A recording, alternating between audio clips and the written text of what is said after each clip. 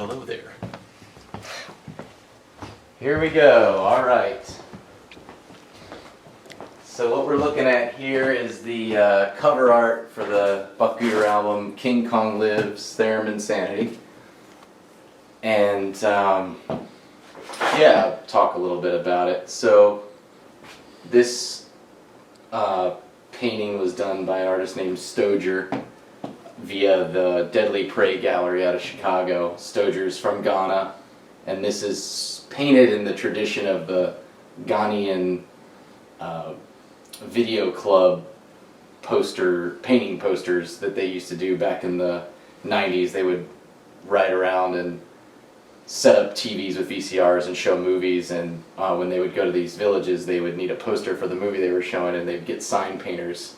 They'd tell a sign painter, generally what the movie was about, and they would paint these kind of fantastical and often irrelevant paintings in order to get people into the movies. And so that's because the album is called King Kong Lives, Thereminsanity. I thought it made sense to get a painting made, since it's it's the first and possibly the only time that a Buck Gooter album is going to be named after a movie. But yeah, in terms of the title, King Kong Lives is this movie that I watched as a kid, and it had a profound impact on me. When I was little, I just was haunted by the scene where they do an open heart surgery on King Kong and replace his heart with a mechanical heart, which is here. And the whole story of the movie is just about being brought back to life only to be killed again. And I just love that idea. And but I wrote this song based on the movie, and just one of Terry's choruses, and but I thought that I'd get in trouble calling the album King Kong Lives. So when I came up with Thereminsanity, I said, oh, that's going to be the name of the record. And then Alethea had this brilliant idea to put the colon in there. So it's like King Kong Lives, Thereminsanity, as if it was a sequel to the sequel. So that's why it's got the big long title. But yeah, moving on to what we're looking at here. So in the movie King Kong Lives, King Kong, he fell off of the World Trade Center, and he was in a coma for 10 years. And he needed a heart transplant to come back to life, but he also needed plasma and blood to do the transplant. And these scientists found another Kong, Lady Kong, so they captured her and brought her over to do the transfusion. And but they obviously form a love affair, and that's sort of depicted here. This sort of love scene with the great apes, and then obviously scenes of Kong carnage and destruction. And yeah, there's a scene in the movie where King Kong is sort of he's falls off this cliff, and he's floating in this river. He's kind of dying, and he runs his head up against a rock, and just the way the movie was filmed is just it's kind of I wouldn't say it was low budget, but it was just sort of like slapped together. And there's a rainbow in the camera on the scene where he smashes his face up against a rock, and I just thought that was hilarious and wanted to capture the rainbow. And I also, when I sent sort of these instructions to the gallery and told them like what I wanted the painting to generally look like, and I told them I wanted that scene with the rock and the rainbow, and I was like, well, if you're going to paint a river, can you paint my friend Paul Summers, who has done all of the cover art for Buck Gooter for many, many years, 10 years. Can you paint a picture of him chilling in the water in the river? And they just kind of painted Paul as if he was King Kong, and they removed the rock and that all together. So this is supposed to be Paul. And then when you come down here, you've got Alethea on theremin, and she looks great, and also the theremin is so detailed. I mean, it's like it looks exactly like my theremin that I've had since I was 18 years old, or 17 or something like that. It's all worn on the top, and the antenna is supposed to stand straight up, but it's been at an angle for many years because it's it's just like that. So that's just a beautiful detail in the painting. And then here I am swinging some chains and stuff around, and they kind of painted me to look like Sting, the wrestler, or something, which is pretty hilarious.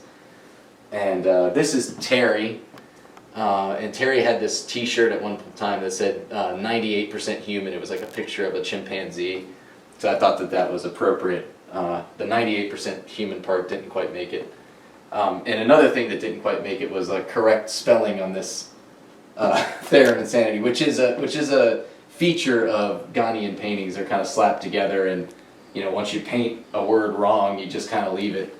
So it's misspelled here, but that's fine. Anyway, and then this is supposed to be Billy Hunt, my dear bandmate, guitar player, who's also filming this right now. And they wrote me and they said, hey, you sent this picture of this guy with the keyboard, but we couldn't really tell what his face looked like. Can you send a picture of his face? So I did. They were gonna put the face on the body, and instead they just painted his face floating, quadruple size or whatever up here, which is also a kind of a standard feature of this sort of style of illustration, because this is Billy, and this is also supposed to be Billy, but it was painted as someone else that isn't Billy. It kind of resembles my friend Cordy, who recorded the album, so I just say that this is Cordy and that's Billy. Couldn't love it anymore. But yeah, so what else to say? Obviously, the only indication that Buck Gooter, other than us, is here is this BG, and this is there's a claw that comes down and pulls out King Kong's heart, and that's this, and then I think this gray mass is supposed to be the artificial heart. So when the title King Kong Lives, Thereminsanity was solidified, I was like, well, I've wanted to commission one of these paintings for many years. So, I figured this is probably the only time I'm going to name a record after a movie, and it would just be cool as hell to make this painting. And I had all these ideas of how I wanted to put it together. I wanted, the people on the bottom here kind of, electrified by the King Kong heart, and then these scenes of Kong insanity up top.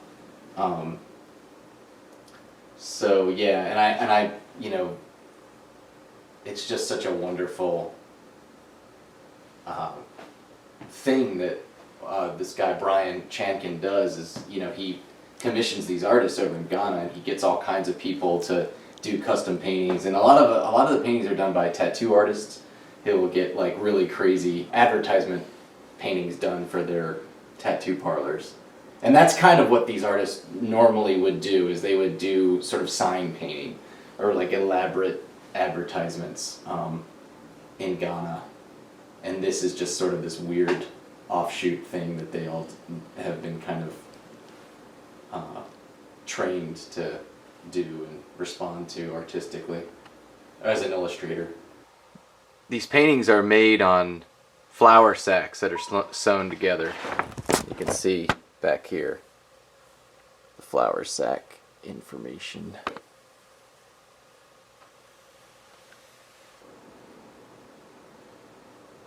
So there's this book, I think it's called Extreme Canvas, and that collected dozens and dozens of these movie paintings from Ghana, and they're just so outrageous. The old ones were just, the original run of them back when they were really using them to advertise movies were just so insane.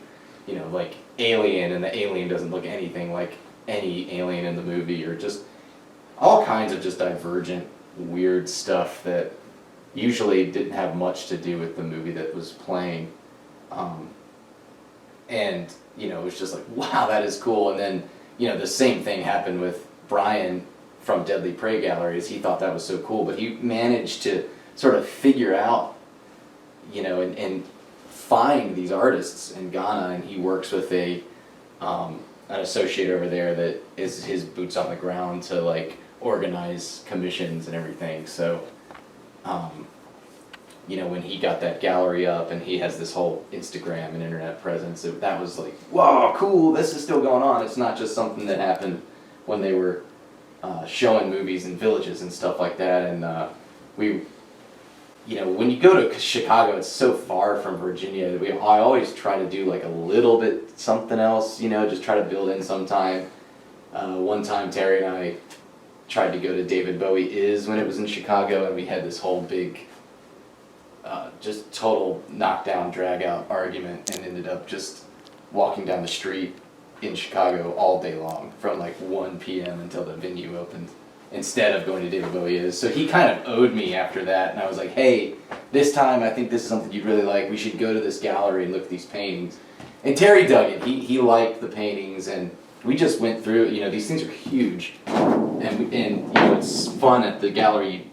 One person's on one side and one person on the other, and you take them and you move the stacks, and you move the big stack to find the painting you're looking for. We just did that for an hour, and Terry got into that a little bit, and then finally kind of pieced out and went out onto the porch and just enjoyed the outside instead of looking at the paintings. But he really enjoyed it, and that's a connection. And Terry, like King Kong Lives, to me, it's like there's a lot of things. I have this connection to it from being a kid and watching it and just feeling so weirded out by the whole movie, but also just the heart transplant scene is so insane. And then Terry also, he would get paranoid a lot at shows or in public, and he would say stuff like, I heard that guy over there, he said I look like King Kong, and I just think like that's just like such a funny tie-in to King Kong Lives. It's like there's this King Kong thing. And I don't know, King Kong is an underdog. He's like he's so powerful, but he's so feared, and so he gets a bad rap. And I feel like that kind of plays into what we are, who we are as a band, and what we've done musically. So it all just, to me, is very, very appropriate and very keeping with tradition, but also obviously stepping outside of it in a lot of ways and just forging ahead and doing whatever we can to express ourselves and bring something new into the world. So, yeah. I think that's good. Cool.